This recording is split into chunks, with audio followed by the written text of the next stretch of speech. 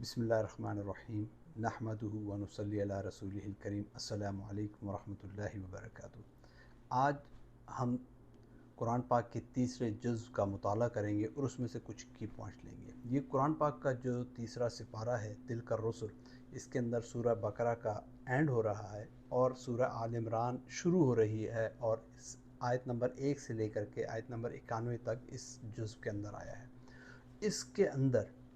بہت سے اللہ سبحانہ تعالیٰ کی کبریائی کا بیان کیا گیا ہے۔ اس کے اندر اللہ سبحانہ تعالیٰ نے اپنے انبیاء علیہ الصلوۃ والسلام کا بیان کیا۔ اس کے اندر اللہ سبحانہ تعالیٰ نے حضرت زکریا رضی اللہ عنہ زکریا علیہ السلام کی دعا کا بیان کیا، مریم علیہ السلام کا بیان کیا، عیسیٰ علیہ السلام کا بیان کیا۔ تو یہ بہت پاورفل مطلب پورا سپارہ، مطلب سورہ بقرہ کا اینڈ اور سورہ آل عمران، اگر آپ اس کو ترجمے کے ساتھ اور تفسیر کے ساتھ پڑھیں تو آپ ایک ایسی سحر میں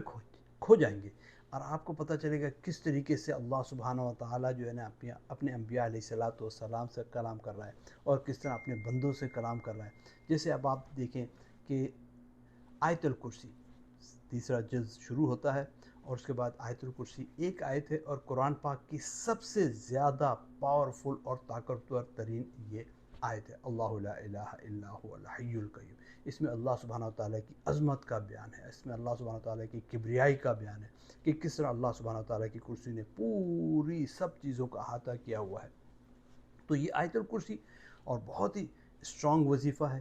ہر حالت میں ہماری حفاظت فرماتی ہے، اور ہمیں پتہ ہے کہ کس طریقے سے آیت الکرسی جو ہے ہم تک پہنچی، کس طریقے سے شیطان نے جو ہے یہ وظیفہ حضرت ابو ہریرہ رضی اللہ عنہ کو بتایا۔ تو اس سے یہ بھی معلوم ہوا کہ اگر ہم تک کوئی اچھی چیز، کوئی بھی اچھی چیز، اگر کوئی برا بندہ بھی بتا رہا ہے تو اس سے اچھی چیز لے لیں۔ یہ ایک ہمیں اس سے یہ سبق ملتا ہے۔ تو آیت الکرسی، اور اس کے بعد جو ہے آخر میں جب یہ ختم ہو رہی ہے مطلب سورہ البقرہ، تو اس کی جو دو آخری آیتیں ہیں وہ بہت ہی پاورفل آیتیں ہیں۔ وہ اس کے اندر جو ہے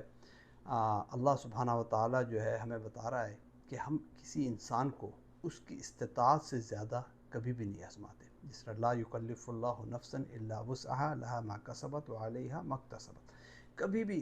ہم انسان جو ہے وہ بہت جلد باز ہے، وہ یہ سوچتا ہے کہ بس میری لمٹ یہی تھی، میں یہاں تک پہنچ گیا ہوں، اب آگے میرے اندر کوئی برداشت کرنے کی طاقت نہیں، کوئی قوت نہیں ہے، لیکن وہی جو ہے اینڈ پوائنٹ ہوتا ہے۔ تو اللہ سبحانہ تعالیٰ اس کے اندر بتا رہا ہے کہ ہم انسان کو جتنی اس کی استطاعت ہے اس سے زیادہ کبھی بھی نہیں آزمائیں گے۔ تو یہ بات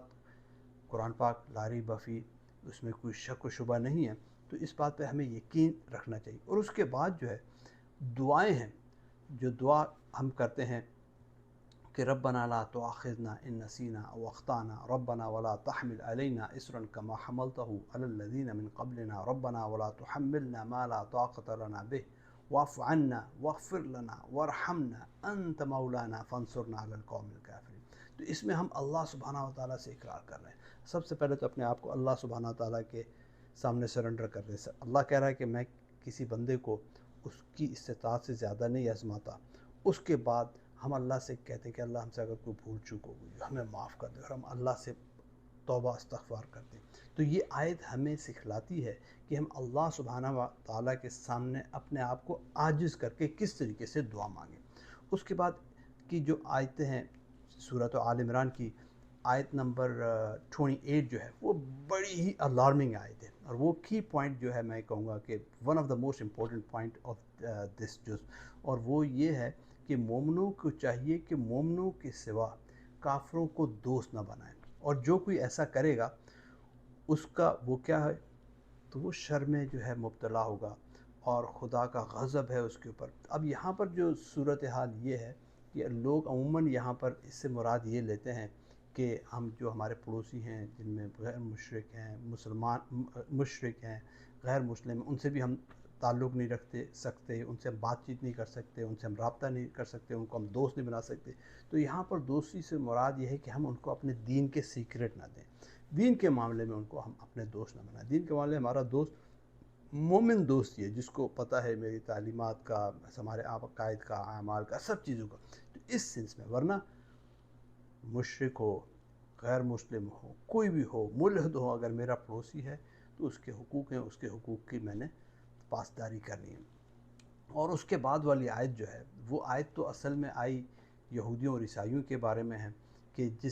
جس میں یہ تھا کہ یہودیوں نے جو حضرت عیسیٰ علیہ السلام کو قتل کرنے کے لیے ایک چال چلی، تو اللہ سبحانہ تعالیٰ نے پھر اپنی چال چلی، وہ ہے آیت نمبر 54، وَمَكَرُوا اللَّهُ وَاللَّهُ خَيْرُ الْمَاكِرِينَ، کہ ایک تو ہم اپنی پلاننگ کر رہے ہیں، ہم اپنی پلان کرتے ہیں کہ یار میں یہ کر لوں گا یہ کر لوں گا، لیکن اللہ سبحانہ تعالیٰ کے پلان بالکل مختلف ہوتے ہیں۔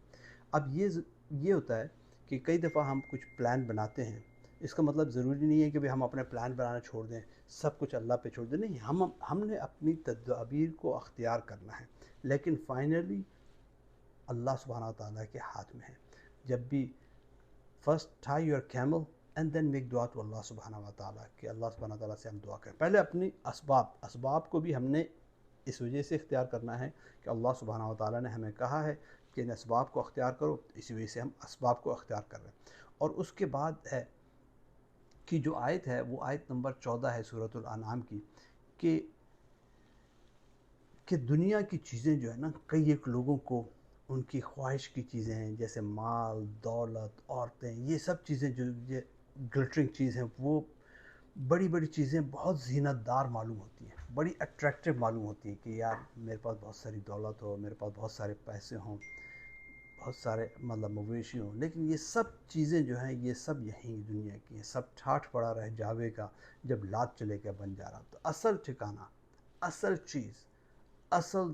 وہ اللہ سبحانہ و تعالیٰ کے پاس ہے، وہ آخرت میں۔ تو یہ دنیا کی چیزیں ہیں، یہ دنیا میں رہ جائیں گی۔ جس طرح ایک حدیث ہے، اس کا مفہوم ہے کہ انسان کے 3 دوست ہیں، جن میں ایک دوست اس کے ساتھ قبر میں جاتا ہے جو کہ اس کے اعمال ہیں، 2 دوست جو کہ اس کے رشتہ دار، عزیز و قارب اور مال و دولت، وہ پیچھے رہ جاتے ہیں۔ تو اصل چیز جو کہ لے کے جانے والی ہے وہ جو ہے ہمارے اعمال ہیں۔ اور اس کے بعد ایک اور پوائنٹ ہے آیت نمبر 29 کے اندر، وہ ہے کہ کئی لوگ یہ کہتے ہیں کہ فلانا بندہ دلوں کے حال جانتا ہے، فلانا اس طرح کرتا ہے، لیکن یہ جو آیت ہے کہ اس میں اللہ سبحانہ تعالیٰ کہہ رہا ہے کہ اے پیغمبر، لوگوں سے کہہ دو کہ جو کچھ تم اپنے دلوں میں مخفی رکھو یا ظاہر رکھو، کچھ بھی چھپا کر رکھو یا کھولو، وہ سب کچھ اللہ سبحانہ تعالیٰ جانتا ہے۔ ان سب کو جاننے والا اللہ سبحانہ تعالیٰ، غیب کا علم صرف اللہ سبحانہ تعالیٰ کے پاس ہے اور کسی کے پاس نہیں۔ اور ان کے فردر اگر ہم ڈیٹیل میں جائیں تو پھر جو ہے قصہ آتا ہے حضرت زکریہ علیہ السلام کا، حضرت مریم علیہ السلام کا، کہ کس طرح حضرت عیسیٰ علیہ السلام کی پیدائش ہوتی ہے، کس طرح حضرت زکریہ علیہ السلام جو ہے اپنے دعا مانگتے ہیں جب وہ دیکھتے ہیں کہ مریم علیہ السلام کو اللہ سبحانہ و تعالیٰ بے وقت کے کھانے دے رہا ہے، میوے دے رہا ہے، پھل پھول دے رہا ہے، تو وہ کہتا ہے یا اللہ، جب اس کو آپ دے سکتے ہیں تو مجھ کو آپ اولاد کیوں نہیں دے سکتے؟ تو اللہ سبحانہ و تعالیٰ ان کو اولاد نرینہ عطا فرماتا ہے، جس کو یحییٰ نام رکھا جاتا ہے، اور اس سے پہلے یحییٰ نام کسی کا بھی نہیں ہوتا۔ تو اللہ سبحانہ و تعالیٰ سے تو دعا ہے کہ اللہ سبحانہ و تعالیٰ ہمیں قرآن پاک کو پڑھنے کی، سمجھنے کی، اس پر عمل کرنے کی توفیق عطا فرمائے۔ یہ صرف کی پوائنٹس ہیں، صرف تاکہ جب ہم قرآن پاک کو پڑھیں تو اس میں سے کچھ کی پوائنٹس لینے، اس سے لطف اندوز ہوں۔ یہ قرآن پاک کی تفسیر بالکل بھی نہیں ہے۔ تفسیر کے لیے آپ خود بھی مطالعہ کریں، علماء کے پاس جائیں، سیکھیں، کریں، کیونکہ بندے کو جو ہے ہمیشہ